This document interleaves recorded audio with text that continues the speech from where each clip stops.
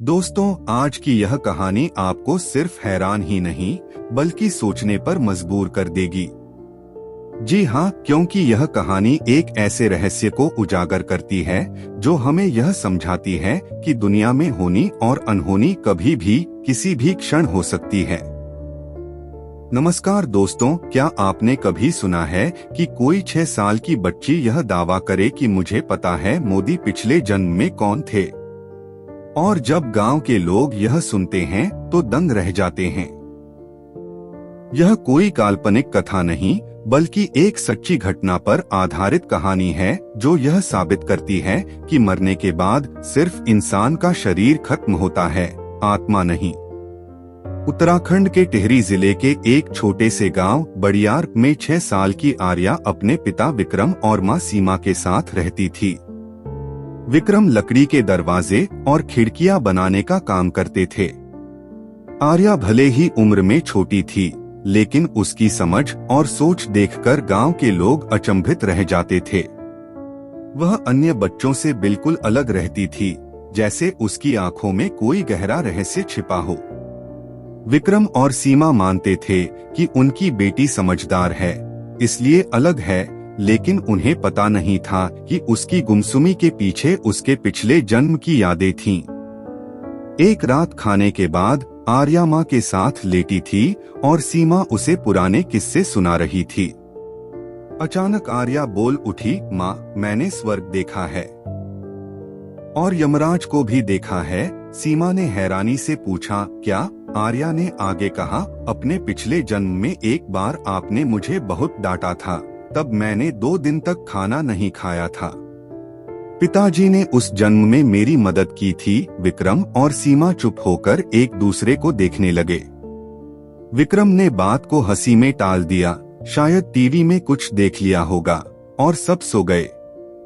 अगली सुबह आर्या चुपचाप बैठी थी। माँ ने पूछा, क्या हुआ? आर्या बोली, माँ, मेरा पुनर्जन्म हुआ है और मैं जानती हूँ हमारे प्रधानमंत्री कौन थे पिछले जन्म में। सीमा हैरान थी। आर्या ने कहा, उनका जन्म एक महर्षि के रूप में हुआ था। उन्होंने एक 21 दिनों का यज्ञ किया था, लेकिन एक महामंत्र अधूरा रह गया और यज्ञ भी अधूरा रह गया। मैं उस जन्म में उनकी सेविका थी। हमारी आत्माएं वही अधूरा कार्य पूरा करने के लिए लौटी हैं। विक्रम ने सोचा कि बेटी को डॉक्टर को दिखाना चाहिए। जांच के बाद डॉक्टर ने कहा, बेटी बिल्कुल सामान्य है, पर ध्यान रहे, कभी कभी आत्मा अपनी पुरानी यादें लेकर लौट आती है। इसे मजाक में मत लें। कुछ दिनों बाद गांव में सबके सामने आर्या बोली, गांव के बाहर जो पुरानी हवेली है, उसके एक कक्ष में जमीन के भीतर एक घड़ा है, जिसमें पुराने जमाने की चीजें और सोने के आभूषण हैं। गांव वालों ने खुदाई की और सचमुच वही घड़ा मिला, जिसमें चमकते आभूषण थे। अब सबके शक की जगह विश्वास ने ले ली। यह खबर अखबार और टीवी तक पहुंच गई। एक दिन डाकिया चिट्ठी लाया। प्रधानमंत्री ने आर्या को दिल्ली बुलाया था। यात्रा लंबी थी, लेकिन आर्या चुपचाप थी, जैसे उसे पहले से पता हो कि क्या होने वाला है। दिल्ली पहुंचकर वह प्रधानमंत्री से मिली।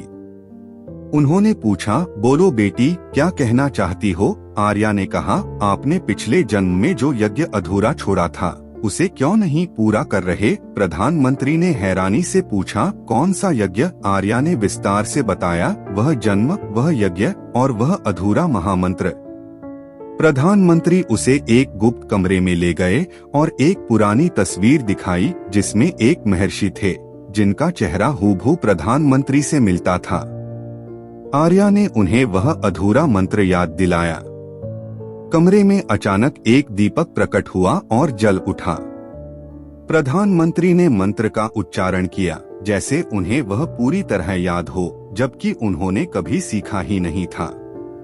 मंत्र पूर्ण होते ही उन्होंने प्रण किया, मैं अपने जीवन में इस देश को आने वाली हर आपदा से बचाऊंगा। दोनों कैलाश पर्वत की पहाड़ियों में गए, जहां प्रधानमंत्री ने अपने पिछले जन्म में समाधि ली थी। वहां एक अखंड दीपक जल रहा था, जो कभी बुझने वाला नहीं था। कैलाश पर्वत से लौटने के बाद प्रधानमंत्री के जीवन में गहरा बदलाव आ गया। अब वे सिर्फ राजनीति के नेता नहीं रहे, बल्कि उनके शब्दों में एक संतसा संतुलन और चेहरे पर अजीब सी आभा झलकने लगी।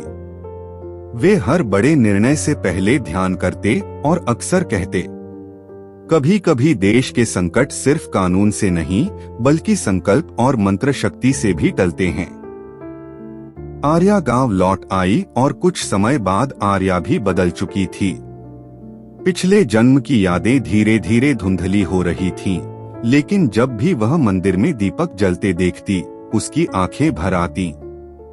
एक दिन माँ सीमा ने पूछा, सीमा बेटी, अब तुम्हें वो सब याद नहीं आता? आर्या मुस्कुराकर, माँ सब कुछ पूरा हो गया, अब नया जीवन जीना है। कैलाश यात्रा के कुछ महीने बाद प्रधानमंत्री ने आर्या के पिता विक्रम को गुप्त रूप से बुलवाया। उन्होंने एक छोटा सा डिब्बा सौंपा और कहा, इसमें वो यज्ञ अग्नि की राख है जो सदियों से जल रही थी। इसे सुरक्षित रखना, क्योंकि समय आने पर इसका उपयोग फिर होगा। विक्रम चौंक गए। विक्रम, क्या समय आने वाला है?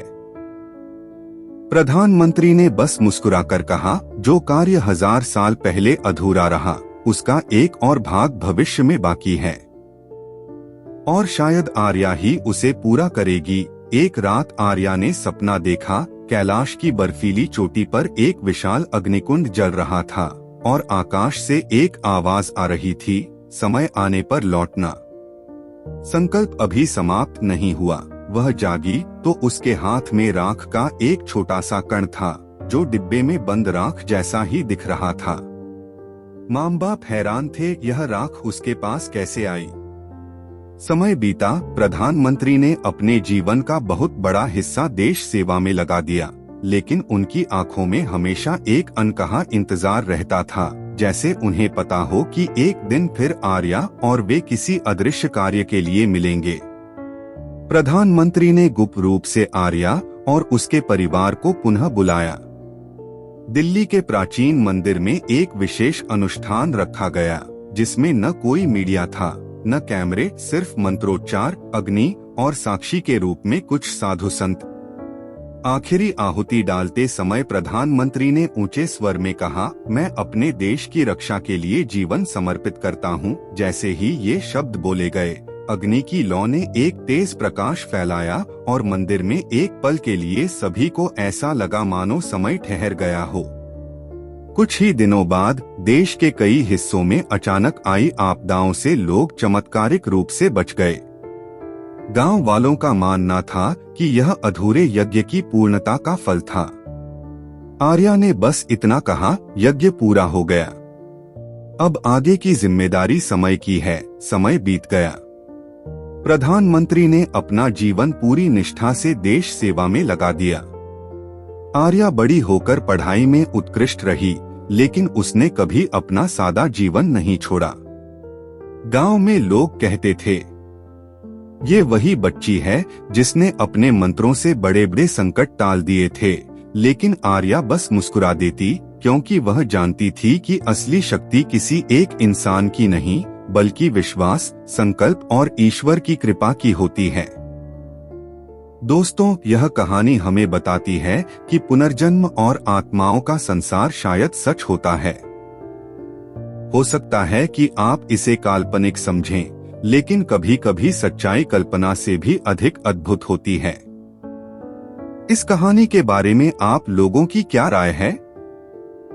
हमें कमेंट करके अवश्य बताएं, और आप इस वीडियो को देश, राज्य के किस हिस्से से देख रहे हैं? कमेंट में अवश्य लिखें।